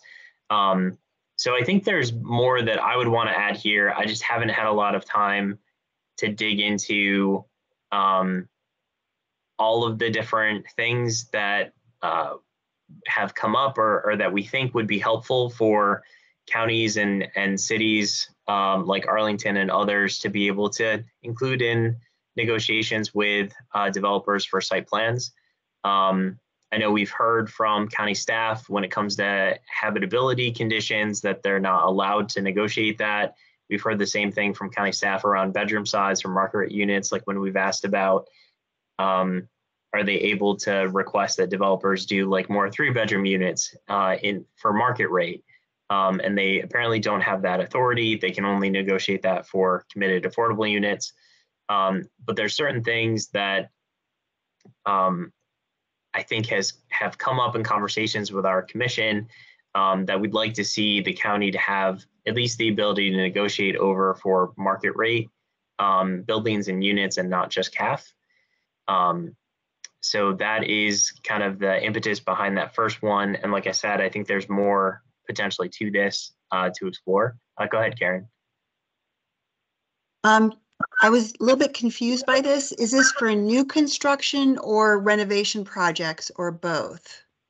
I think it would be both. It would be anything that a site plan is required for.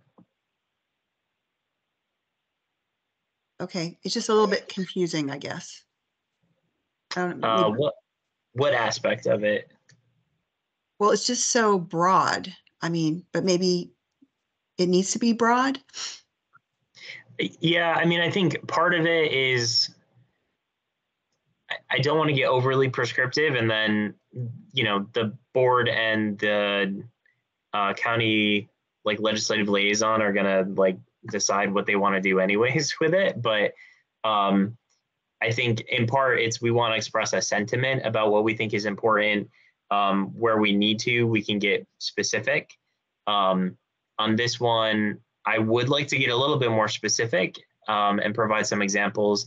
I just didn't have time to do that prior to this meeting. But I know I reached out to staff to see if we could have a meeting to talk about the authorities that they currently have during site plan negotiations and things that could be helpful.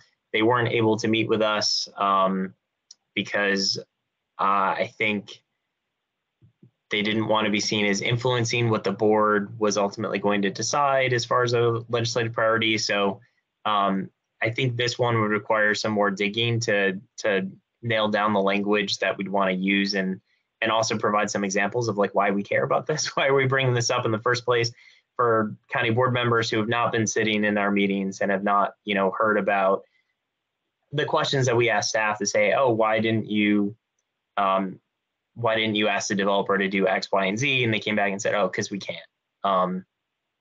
So hopefully that helps answer your question. But I agree, I would want to provide some more specificity here to this one in particular. I'm happy with the idea. Got it. The second one, establish a Virginia mold remediation fund. This gets a little bit more specific. This is something that I've seen come up repeatedly, not just at the Serrano, but other properties where you have the only remedy that's really available for tenants if there's a mold issue at their unit is to sue their landlord. And we know that a lot of tenants don't feel comfortable, don't have the money, or don't have the time to go to court. So they end up living with mold because there's some bad actor landlords out there who don't care about keeping the units in quality condition. And so what this would do is ask Virginia to establish basically a mold remediation fund. And the way that it would work is any Virginia resident could reach out to the state and say, hey, I would like mold testing. I think it's unsafe in my unit. And that would be provided for free by the state. The state would go and provide testing, or probably contractors, but that's for them to decide. They would do the testing. If they found dangerous mold, they would notify the landlord that they're in violation of the Virginia Residential Landlord Tenant Act. They would give them 20 days. That's people can figure out if that's a good number or not, to fix the issue. If they don't fix the issue, then the state would actually carry out the remediation for the tenant, and then they would bill the landlord for the cost of the remediation and the initial mold testing. So that way, the people who are violating the law are ultimately on the hook for paying for the issues, and it gives tenants a method to get rid of dangerous mold conditions without having to go to court and sue their landlord. And it gives them free testing for mold. So this is something that it may sound kind of complicated. It's something that I think could really help. I have not had a chance to shop it around with other groups, but I wanted to bring it before you all and see if it was something that you felt like, based on what we've heard about conditions that different tenants in Arlington are facing, would be helpful.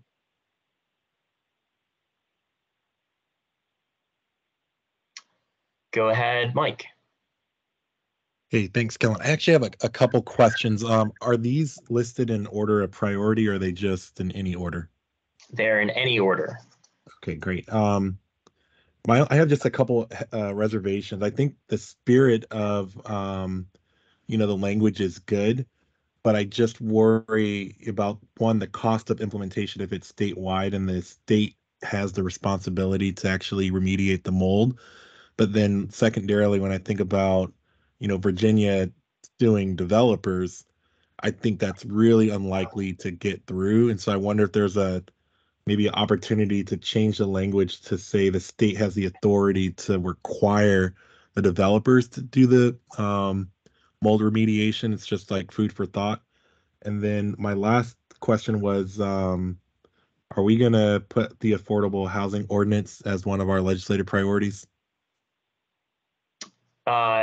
So I'll answer the second question first. My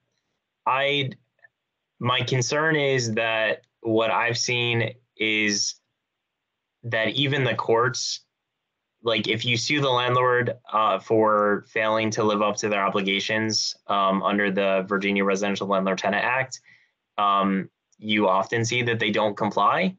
And then it takes another lawsuit to get them back to court. The judge orders them to comply, and then they don't do it. And nothing really bad happens to them. And then the tenant just gets sick of living in terrible conditions and moves. So what this is trying to do is not rely on the landlord to be the only one who can fix this issue, recognizing that there's just enough bad landlords out there who just will never do it because they don't care. And giving the opportunity for the state to take care of the issue and just say, but you're on the hook for paying us back. Here's a bill that you owe Virginia for taking care of this obligation that you failed to take care of within, the required number of days. And then the third, I thought about the affordable housing ordinance. I don't think that we have enough specifics on what we think it should be. I think looking at potentially whether it's a subcommittee or working with staff to come up with what is kind of the new affordable housing ordinance that we would want for Arlington makes sense, but I don't think we know that today. I think we know that we want something better than what we have, but I don't know that we have specifics as to like, this is what the in lieu of fees should be, or this is what percentage of on-site units should be required. I think that's all like we would have to do a good amount of work to come up with what that is. I don't think we're there yet. Also, the next legislative session, I'm pretty sure the county is not going to want to bring that up until things change, like politically in Richmond. So I didn't think it made that much sense to bring it up now, because I wouldn't expect them to actually include it in their legislative priorities. That's not to say that we can't. I just didn't think that, one, we were ready to, and two, that they would end up adopting that. I think I saw a handout from Nikki first, and then I don't know if Mike's hand is still up or you have follow-up. Go ahead, Nikki. Let's have a quick follow-up. Okay, go ahead, Mike, and then Nikki. Okay, yeah, I mean, I just want to respectfully disagree. I think at every housing commission meeting, we talk about the affordable housing ordinance. And so I think, I agree that, there's a lot of work and maybe we're not ready to do it, but there's a chance that the balance of power might shift in November. And if we wait until November, the cake is already baked at that point. So we would have to wait until, this time next year. And I think, it signals to the community, since we have brought it up, it's in our minutes, it's in every report. When we each go to the county board to testify, we always talk about it. We're grilling the developers. I think this is really putting our money where our mouth is by saying, hey, the ordinance hasn't been updated in 10 or 15 years, but we want to shine a light on it and show that, we are trying our best to, get it changed or get it revised. And Mike, I agree that I think it's something we should turn our attention to. So I was actually just talking to Matt DeFronti about this last week or 2 weeks ago. I think potentially creating like a subcommittee or task force was more the option. Like, I think the county like board also doesn't have like all the specifics on what they would want changed. So I think there's just a good amount of research and work that would need to go into what that looks like. And I don't think that I don't see that happening before all of this, before bills have to be introduced to the General Assembly. Like, I think that's something like in September, if we want to start a task force or subcommittee to start looking at this, and then over, the course of like 9 months, we come up with recommendations for what we think it should be. I'd be more supportive of that approach. But certainly if the other commissioners disagree, then, happy to consider that for inclusion and, as a broader statement about needing changes to the affordable housing ordinance in this legislative priority package. Go ahead, Nikki. Thanks, Kellen, for putting this list together. Sorry, I'm trying to lower this. I was just curious. I think it's a great list. I was also just curious, like, have we done any kind of like best practices overview? I know like National Center for Healthy Housing has some stuff on mold and lead and things like that around some of the language, or even just, I know I'm still pretty new to the Housing Commission, but I know I've been hearing a lot about how DC has some policies that we want to model. I'm just kind of curious if we've done any like jurisdictional best practices review, and then also kind of like advocacy groups and what they recommend as well. So for this year, not specifically. I know on the mold issue, like that's something that I've been working on in different capacities for the last couple of years. And we looked at that too as part of the Serrano report. We've talked to different advocacy groups in the state. If people feel like we should just spend some more time on this, I'm also happy to work on this over the next like couple months, and since we're off in August, like work on it the rest of July and August with members of the commission, and we can come back with more detailed or just thought through recommendations for September. I don't think it would be too late in September. They normally ask for the legislative priorities like around the July timeframe.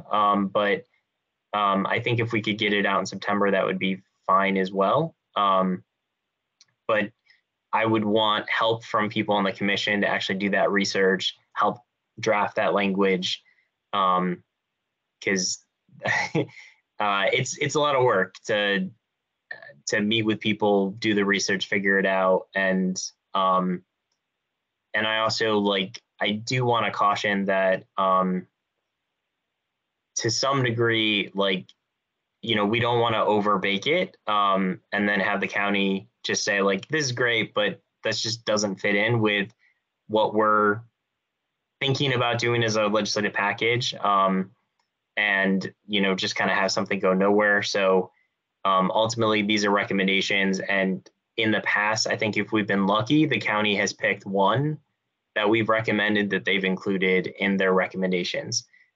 So I don't want us to spend a ton of time and effort on something and then ultimately, have the county maybe not select any or select, one, and then kind of have that effort be wasted, because as a commission, all we can do is recommend to the county board. We can't recommend to the General Assembly ourselves, or it's all only to the county board as the audience, and then what they decide to do with it from there.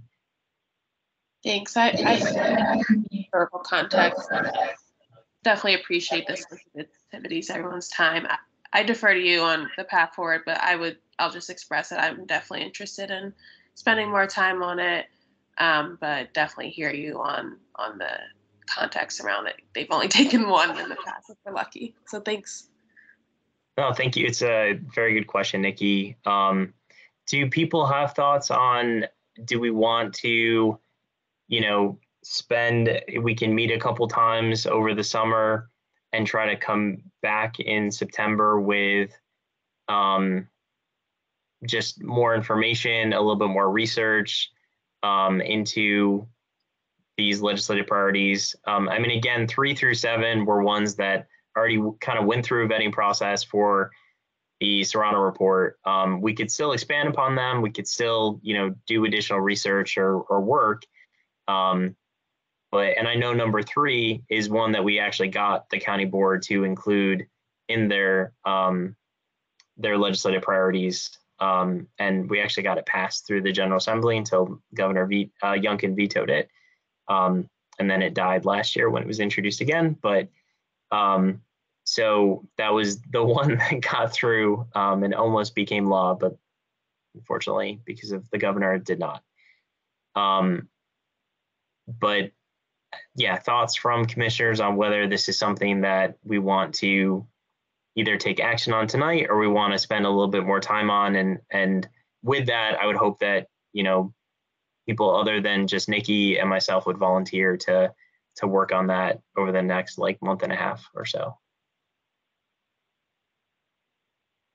Helen, this is Sarah. Mm-hmm. Yeah, I'll be more than willing to help. But assist you guys. But I also agree with your point. Let's not kind of overbake it. If we really just have a month or so to work on it. But yeah, I'll be willing to help do research if needed. But yeah. Okay, thank you, Sarah. Karen? I agree with everybody. But I kind of think that maybe you should just send it forward, and because if we ruminate over this too much, we might not be able to have time to get it together in time for the board to look at it. I mean, that's just my thought. Yeah, I mean, I think we still would have time in September. I don't think it would be too late if we took them up and, passed final recommendations at our September meeting.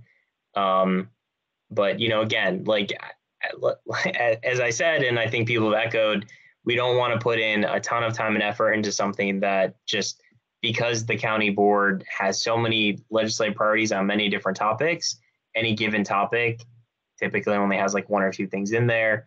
For housing, I would imagine they're probably going to keep number 3 in there. We would be really lucky if we could add 1 more from our list. But I typically have not seen us be that successful. Even if the board thinks it's a really good idea, they tend to just be very picky and they try to narrow down what they're asking for. They don't want to ask for everything. I guess, does anyone else have any sentiments on should we sort of take this back up in September after doing a little bit more work on it? Or do people just want to, take a vote on some version of this tonight? Can I ask a quick question? Yes. Sorry, who's that? Oh, Margaret. Oh, no problem. For those who have been around this much longer, is the level of detail that's represented here typical of the legislative priorities as they're provided to the board, or do they usually have a lot more meat on them? That's my first question. And then the second question is, given what you just described, as the board is only likely to take 1 or 2 at most of any priorities we put forward, do we want to have 7, or do we want to, because we're going to give them the option to choose any of the above, or do we want to, is it a strategy to give them just a couple that are very top priorities? Mm-hmm. I think, Margaret, that it probably does make sense to narrow it down further than having 7. As far as the level of detail, I would want to provide more context and explanation for why we're recommending them. So even if the legislative priority themselves were still like a sentence or two, I think saying like, this is why we think this is really important, this is where this is coming from, would be something we'd include in the letter. If you look at the actual legislative priorities that the county publishes and, approves, this is about the level of detail. It's usually like a sentence. With that said, that doesn't mean that behind the scenes that their legislative liaison doesn't have much more detailed idea of this is exactly what this means and what we're looking for, and this is what we're trying to get past. But typically the statement on paper tends to be pretty broad and short. I'm kind of leaning towards, let's pick this back up in September. We can see if we can narrow it down a bit and maybe flesh out which of these we really think is the highest priority, if nothing else. And we can consider potential other ones that people want to bring forward at that time as well, if that works. Any objections to doing that? Not an objection, but just a comment. I do like the idea of coming back to it in September. I am willing to help a little bit until then as well. And just a question, following back up on what Mike said, what is your thinking in terms of why it would take 9 months to come up with a recommendation for amount of affordable housing? Is there any way we could do like a short version of that before September, or would it take longer? My thinking on that, because it's something that the board is interested in, and I think staff is also very interested in it, the board is going to look to staff for a recommendation. We can either work with staff to come up with that recommendation, which would be a lengthy process, or we could do it on our own, in which case the board would send that to staff and say, can you consider what the Housing Commission said and come back to us with your own recommendation? So I think it makes more sense for us to, similar to like the homeownership subcommittee, to have something in place with staff where we're working together, but that has to align with when it's a priority for them and for the board to take that up.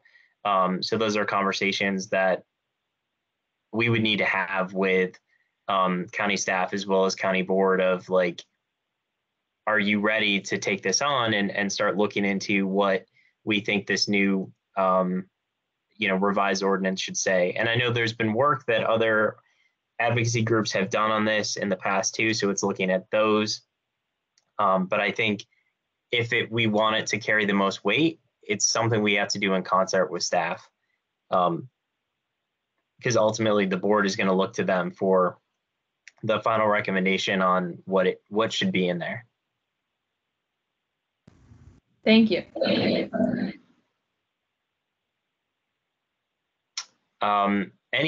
Any objection to working on this over the next month and a half to narrow it down, come back to you all with revised legislative priorities to be voted on and reviewed at our September meeting? And I also am happy to reach out to like Ann Venetia and to Matt to see if we might be able to jumpstart something around the affordable housing ordinance, which I might add, we're still waiting for the second half of a presentation from staff, which is going to come in September on explaining the ordinance to us. I think, I think starting something in the fall makes more sense than trying to vote on something tonight about that when there's still more that I think, more information we need to take in. But I'm happy to reach out to staff and the board to see if that's something we can jumpstart.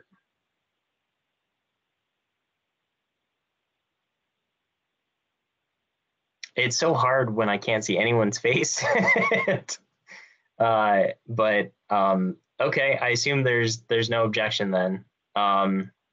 So let's table it. Let's table this, and I will reach out to I'll reach out to everyone on the commission about setting up a meeting to discuss the legislative priorities, but I know in particular, like Sarah, Nikki, and Katie, you would express interest. And we can find a time to schedule a public meeting to discuss that. And yeah, I think that makes sense for moving forward on these. Anything else that anyone wants to add before we move on from that? Calvin, this is Sarah again. I just want to, thank you again for putting this together. Can you hear me? Yep, can hear you. Yeah, so I just want to thank you again for putting this together, and like, I know this is a big kind of lift, so look forward to getting together and working on this, of course, in a public setting. Great, sounds good. Alex, did we have just development updates? Because I don't think we have any subcommittee reports because we already heard from the homeownership subcommittee. Yes, that is correct. So I just have a few development updates for everyone this evening. First of all, so there is a site plan on the July, so in about 9 days, county board calendar, and that is the Ballston Holiday Inn site plan. That site plan did not come to this commission because it is a base contribution only. So the only bonus density on the whole site was met with LEED Gold to earn that little bit of bonus that they needed. Other than that, it was all earned on the base. So it will just be a cash contribution for that site. You'll also notice on the county board agenda for July that Marbella Site A is going to the board with loan documents. As you remember, that was the selection in the FY22 NOFA. And then another quick update for you all on Columbia Hills. So APA recently closed on Virginia Housing Amazon Reach funds that increased affordability of 54 total CAFs at Columbia Hills, which is a 229 unit affordable development located near Columbia Pike. The $782,000 in Amazon Reach funds included deepened affordability for 13 units up to 30% of AMI, another 41 units up to 50% AMI. All units were previously affordable up to 60% AMI. And they deepened the affordability for 25 years. So that's obviously a very positive development, using those Amazon Reach funds to basically buy down the affordability levels from 60 to 30 and 50 for those 54 units at Columbia Hills. And then my only other update, which is a little bit Sarah specific, but Plain Langston Boulevard also released their draft for Plain Langston Boulevard. And so that community engagement process is beginning now. Sarah, did you receive an email from staff this afternoon on that? Yes, I did. They did a doodle poll about the dates, and I just sent back my availability. So that's perfect. Where we're at. Yeah. Awesome. So that process will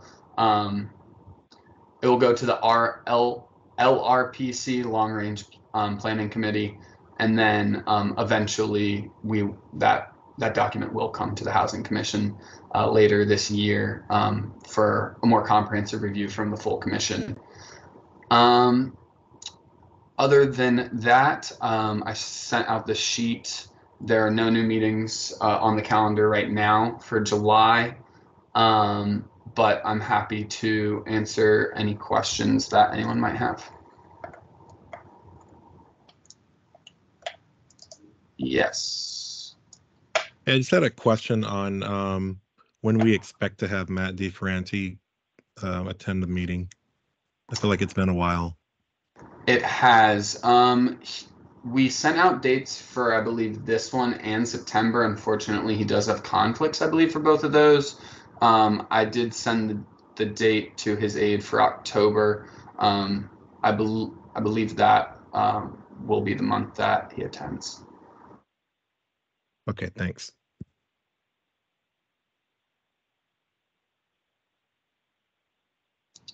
Any other questions on development updates tonight?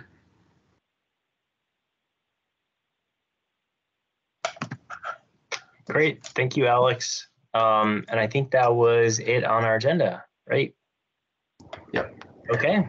Well, thank you everyone for your participation tonight. And as I said before, we're off in August from our official meeting, but we'll be back in September in person.